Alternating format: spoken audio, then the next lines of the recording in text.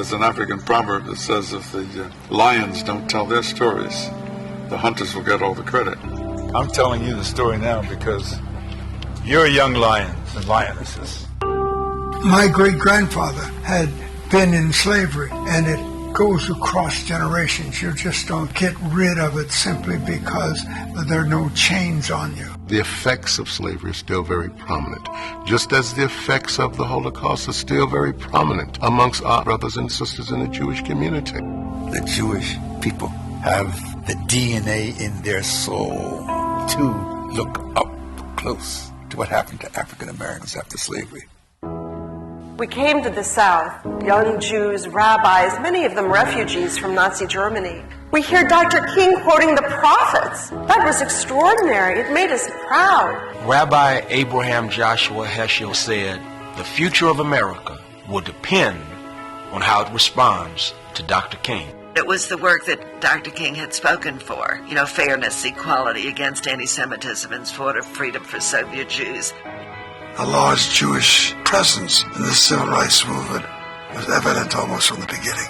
Well, Stan Levinson and Harry Wachtel were lawyers who were working with Dr. King. They were advisors, marchers, fundraisers. They were in the thick of things. Many Jewish students worked all across the South. And I will never, ever forget 3 young men, Andy Goodman, Micah Scherner, and James Shaney. Birmingham is Birmingham. We all know the Exodus is the central narrative of our redemption. And here is a modern situation. Shall we do nothing? We could not have gotten anywhere had not Protestants, Catholics, and Jews showed up from all over the world. Rabbi Yaakov Prince spoke immediately before Dr. King. The most shameful and the most tragic problem is silence. The civil rights challenges of our time, the human rights challenges of our day, they hang on me. They hang on you. They hang on who? They hang on us. We all need to get together to find out the bigger picture. Those who have been stepped upon have to lead the way. It's all about our humanity. And if we don't figure out a way truly to work together, we'll just be like hamsters on a wheel. The systemic oppression and issues will just continue. That too many people living in fear. If Rabbi Hersher and Martin Luther King Jr. were here today, I think they would be saying, we need to pull together the generation yet unborn. The soul of America is at stake.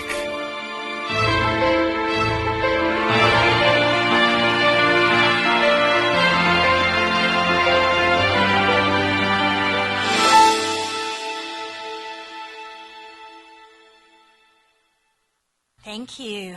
Wow, what a powerful trailer. How does it feel sharing it with us? I know I always like to ask that because I know what it takes sitting in the edit room, directing that film, and I know what it takes shooting it, and the crews, and for those of you who are not working in film, and you don't have to even aspire to, maybe some of you want to get involved in it, like come and talk to us about that. But I just want to stress how much making a film is just like launching a business. It's a venture capitalist adventure. It really is. I mean, you fund and seed a project, you hire a team, you bootstrap it like a startup, you make sure there's enough P&R money and P&A money to ensure that the product launches, and when your distributor acquires the film, you exit as it goes out into the world, and hopefully you exit with a gain. And in the film business, in the documentary film business, especially these days, although we're starting to see it more and more in feature film spaces, because the demand from audiences is huge for this. Audiences are hungry for meaningful content that reminds them that individuals are the people who make change, and that lots of individuals together create a movement. So it's really not as foreign of a world as it can seem to the investment world at all. And that means that every way you relate to the founders you invest in, that's exactly what it's like to be a documentary filmmaker, a director, a producer, and a woman in a really tough business. So let's give one more hand to Sherry before she starts here today. Thank you, Sherry. So with that in mind, like, how does it feel to share that with us? What's the first thing that comes to mind after sitting here today? First of all, it feels great to be between these amazing women. That's first of all. And she is like better than Katie Couric, right? I mean, she has a way of making somebody feel comfortable and making whatever you're doing relevant to obviously the group here today. And Lynn has just put on the most amazing event. I think this should go all over every state because I've learned so much. I mean, really. I got to get I have 3 sons, and I got to have them watch what you've done here. So, I mean, it's really been wonderful. So I'm really excited about this film because we were able to capture the first-hand eyewitnesses of the historical coalition between that supported the black community, the Jewish contribution to the black-led civil rights movement. And I would say about 5 or 6 of the original civil rights leaders that are in this film are no longer with us.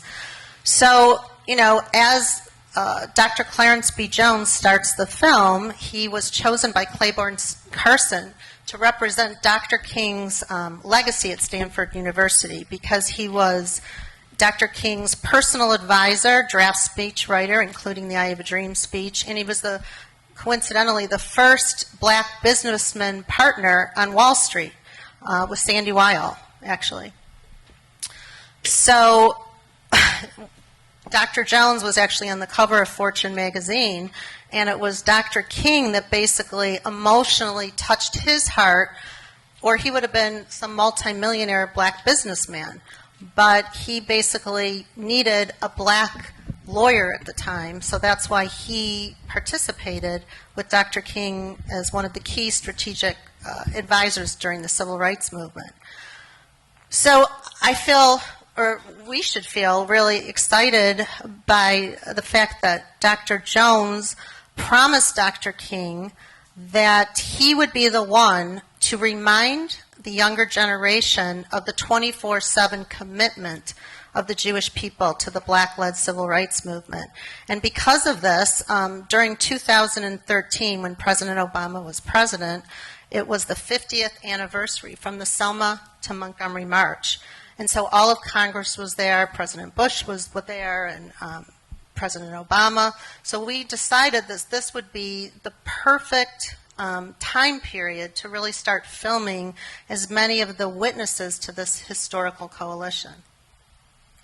It's so important, right, that living history that we can preserve today to share with future generations. It reminds me a lot of what Steven Spielberg has been doing with survivors of the Holocaust in conjunction with USC and some of the big depositories, of making sure that people's stories are not forgotten. Like going back to this opening idea in the trailer, the surviving lions, if they don't tell their stories, the hunters get to tell the stories. One of you last night quoted your favorite movie was Braveheart to me. That's the point of Braveheart too, right? I'll tell you the story of William Wallace. Historians from England will say I am a liar. But then again, history is written by the men who win wars. We have a lot of thoughtfulness today about preserving spaces and legacies and stories and passing them on, building worlds for future generations. What advice do you have for us as a documentarian and as a filmmaker about stewarding the stories that risk becoming marginalized? Like the stories that if we lose them, we don't just lose a little part of their story, we lose a little part of us as well, whether we realize it or not. I mean, that's what this project is to some degree all about, right? Yeah. Well, actually, this film has been shown twice in person. in 2020, right before COVID hit, it was chosen out of 17 countries to open the 20th anniversary of the Jewish Film Festival. And then COVID hit, so we didn't do it anymore. But it moved the dean of Morehouse, so much so that was where Dr. King went to school. He, of course, the dean of Morehouse, he of course knew Dr. King's involvement in the civil rights movement. But he said there was so much anti-Semitism at Morehouse, he said he would basically need the United Nations to start educating on this. So he said, but your film moved me and touched me so much, and it was so powerful that I'm ready to take the risk. The risk to basically let's show the film, and and from that, he now has, I think it was about 20 HBCUs, students that are researching on their own this whole history. And they're coming up with, and then making a presentation at an event at Morehouse. So stories, a part of history that where the first-hand eyewitness tell them, and the authenticity that is communicated through this film is really important. So at University of Michigan, we showed this to the business school, and not to the whole business school, about 400 students. And a couple of the students in the audience were saying, wow, I had no idea about this history. If I would have known, you could have been my brother. And folks that weren't black or Jewish or black Jews or folks that weren't even, they said, wow, this is like a history that shows the power of partnership building, that you can come from two way different communities and have a partnership. And I think that template and that message is really powerful when it comes to any business or bridge building or finding common cause, even though you might have a lot of differences. And I think today it's more important than ever that we bring up this American history story, because I think we have a lot of lessons to learn from it. And our own Congresswoman in Michigan, Congresswoman Brenda Lawrence, separate from me in the film, she was a mayor in Southfield first, and she knew about the history of the Jewish people and of course the history of the black community. And so she went to Congressman John Lewis, and she said, we need a bipartisan caucus on this. We need to create a black Jewish caucus. So there's not too many subjects that are bipartisan, I don't think, these days. And at the same time, we need to tell this story because there's a lot of pain out there, and there's a lot of misunderstanding. And until we create a space where we can talk about, talk about history or talk about what, prejudices or stereotypes, then we're going to live in a vacuum, and there'll be so many business partnerships, since I'm talking to a business office group, that could happen if there was, a comfort level with understanding the importance of collaboration and partnership and how effective it was during the civil rights movement. Yeah, no, that's so powerful. I mean, I just want to pause and think about that for a minute, because you told me last night, in passing, I'm a bridge builder, that's what I like to do. But I think that's a really profound comment, too. And I just want to relate that to what you're talking about here. Yes, there are maybe too few topics that are bipartisan today in the United States, and I think that's tragic.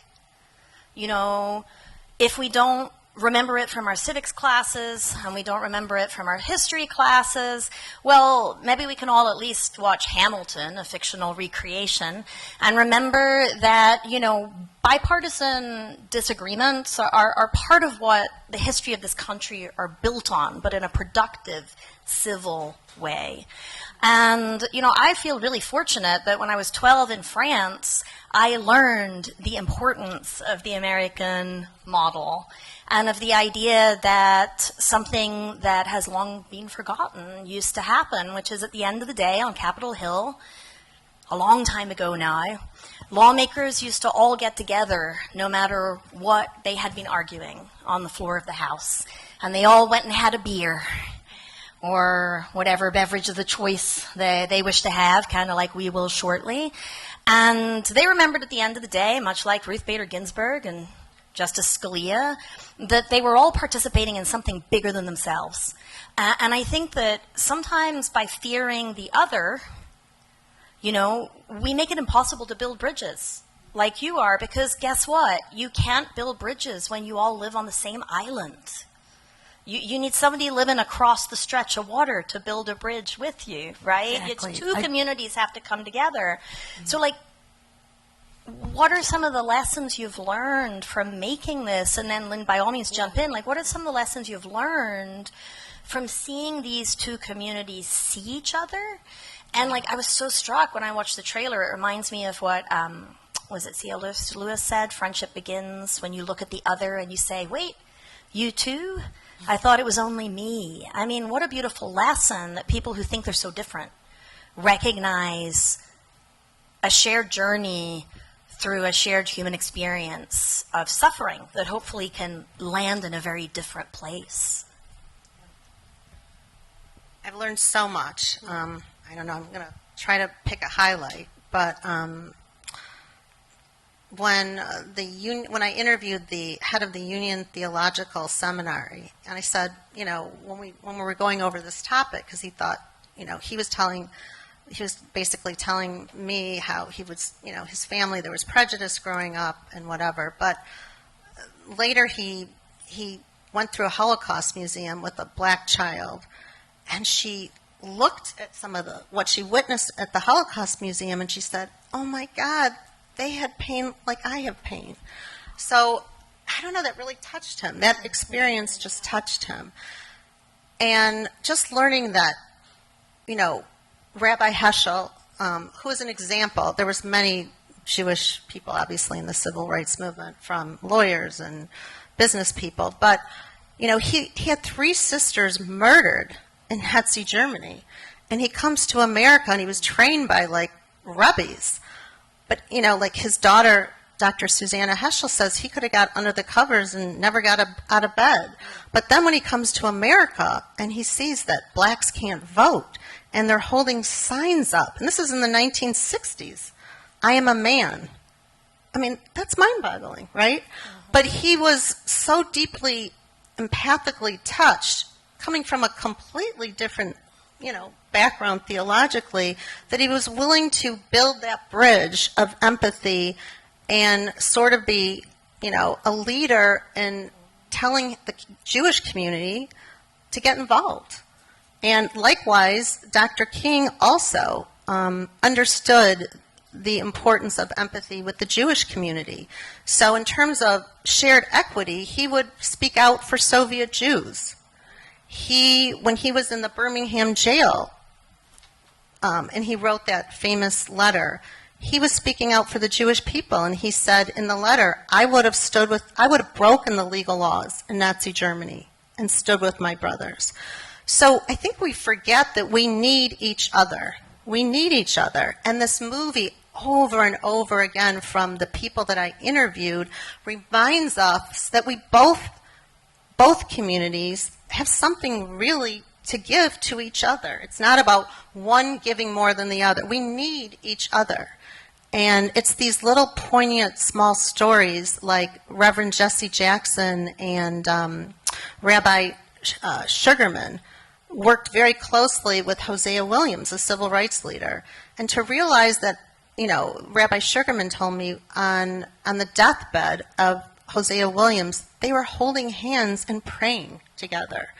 I mean, those little stories are poignant because, you know, we might remember, you know, Jesse Jackson and some of the issues with the Jewish community and him running. We might remember like one negative thing that then colors, no pun intended, the way we see the history. In the prism through, we see the history.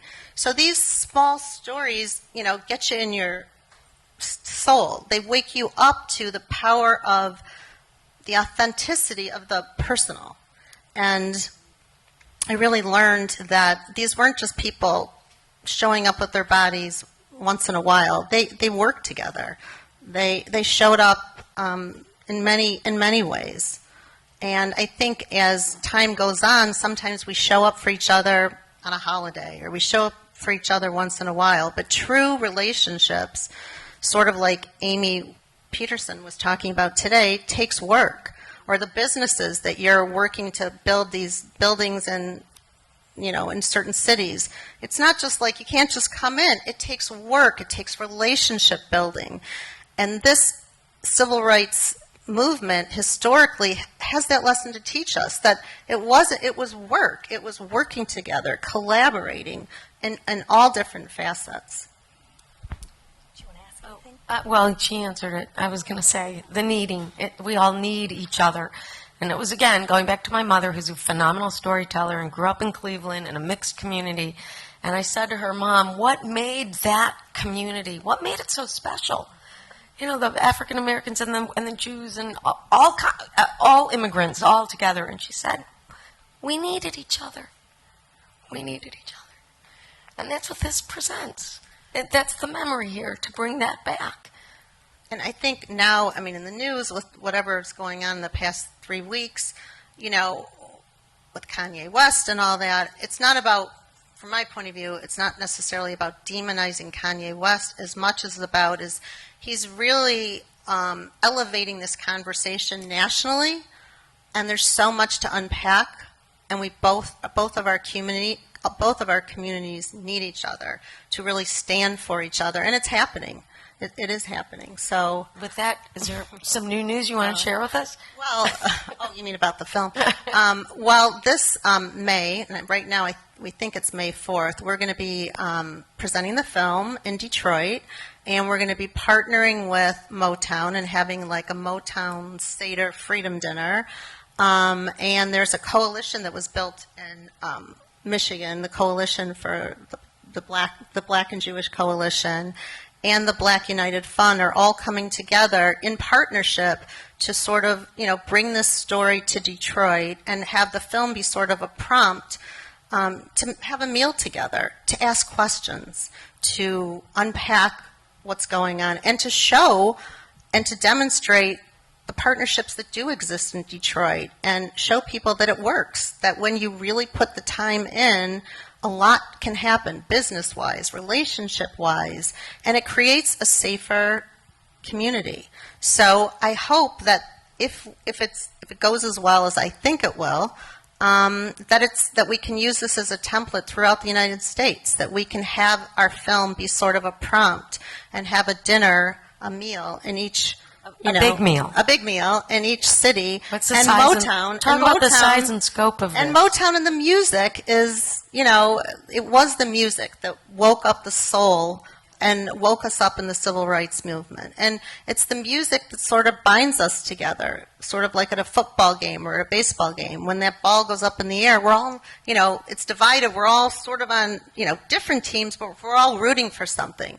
And I think this movie has a similar effect with the music, as it sort of wakes up our soul and it inspires people to connect. Yeah, no, that's interesting too, right? Like, all of us, I just want to draw attention to a little thing that happened here that I think relates to what you're getting at. Motown was a big wake-up call for a lot of people. I heard it as a kid in Ireland, after its heyday, but I grew up knowing about it. And I grew up singing along to the songs, and so did kids all across the world who didn't really understand what it symbolized, but we adopted it because the music was also great. But, Lynn, I think one of the reasons today has been so successful in meeting new friends and people I can admire and respect and look forward to collaborating with. By the way, partnerships are open for that event on May 4th. I'm looking at all of you. I plan on coming back for it if I'm invited. I just want to point out something Lynn did and that I think your film is doing. which is speaking to a universal message that applies to all of us, whether we realize it or not. So, in passing, and I think this is what we can learn a lot from people who care about relations and relationship building. I don't know if you noticed, but when Lynn said, and the Jewish people and the black people, and then she looked at me and she said, and all immigrants, because Lynn is very aware. And I know you were thinking of the fact, well, SJ's Irish, and even though her family wasn't here during that, Irish need not apply. There's a hard history for Irish people that some of us, I'm sure, share in this room, even though I grew up, in continental Europe, right? But that sense of empathy and inclusion is something that is becoming in short supply today. We tend to throw up walls instead. Well, that's different. That doesn't apply to me.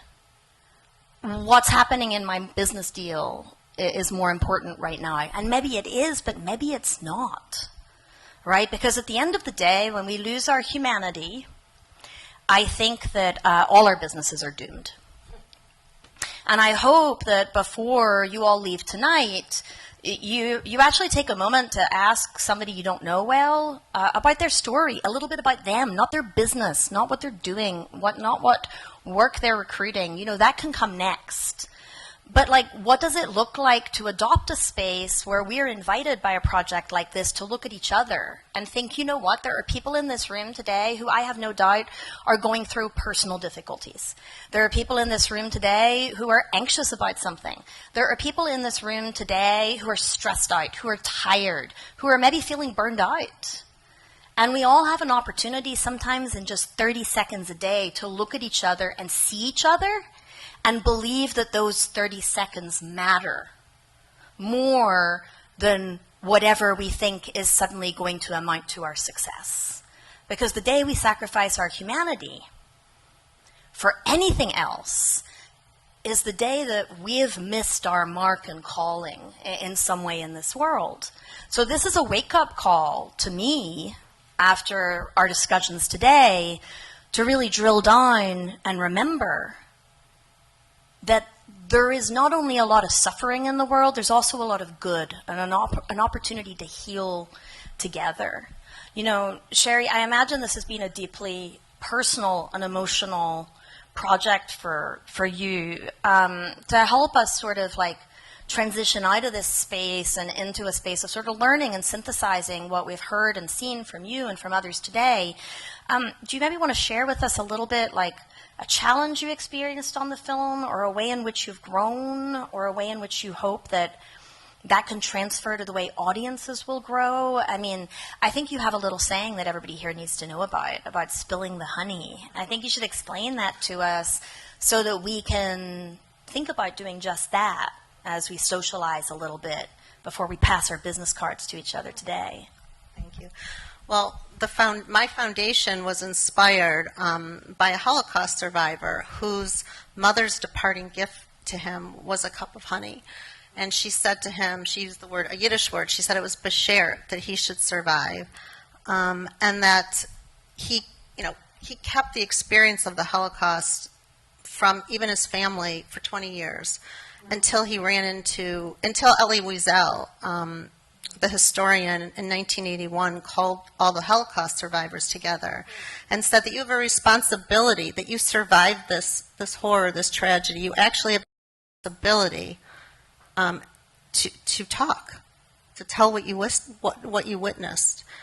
And because of that, he inspired, my foundation that wants to use honey as a metaphor to bring people together and inspire people to talk. And I'm hoping that, and I think it also reflects in many ways that, that everybody has something individually, their soul to spill out. And why I'm excited about this film, Shared Legacies, it's a time in American history where two different communities showed empathy and were able to spill the honey, and it was effective. And just as a sidebar, Sherry Frank, who was a Jewish close friend of Congressman Lewis, told me that the Edmund Pettus Bridge is named after a Ku Klux Klan member. And a lot of people, even in Congress, wanted to get rid of it, wanted to put the new name on the bridge Congressman John Lewis, and he was really opposed to it. He was opposed to it because he understood the importance of history. He understood the importance of how history isn't always history. Like the Seder in the Jewish community reminds us, we don't tell this history story of slavery just as a history story, because we know that all of us internally have prejudice.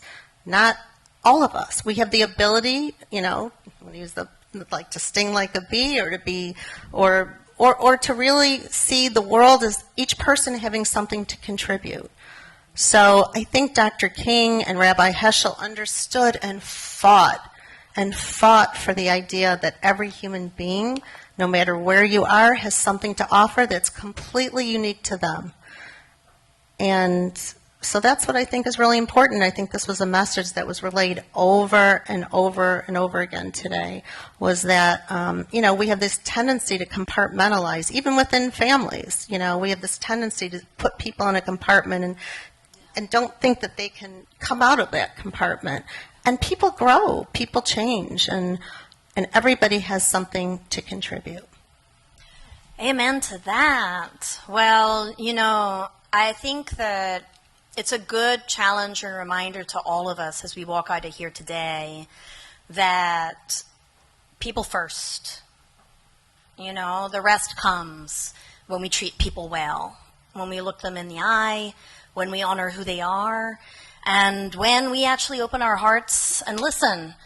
We have a loneliness epidemic in the world today. I mean, doctors say that the equivalent of being and feeling lonely and isolated is worse on our health than smoking 5 packs of cigarettes a day, as a stat that gets passed around a lot. I'm not a medical doctor, so I can't tell you if that's true or not, but I believe the research, science. But that's crazy, right? Because if you're building homes and residential areas that are spaces where people don't connect, where people don't see past their differences, where people don't make this type of connection and find meaning in something greater than themselves, then it doesn't really matter what telehealth you bring in. Because very quietly, sitting at home, they're essentially smoking 5 packs of cigarettes a day and not even knowing it. And maybe you are too. So, for those of us who are blessed to have friends in this room, whether old or new, may we be grateful for that. And may we think of those who don't. Scandinavian countries have been appointing ministers of loneliness. They view this as national health crises. Maybe we can go a long way to solving problems across the world and in America today by looking each other in the eye, seeing past our differences, and going down to the Federalist, near Capitol Hill, and having a drink together, which is what we're going to do now. But first, I would ask you to please honor and thank Dr. Sherry for the work she has done. And can we all, just give a little standing ovation to our hostess, Lynn, as well, and to Sherry.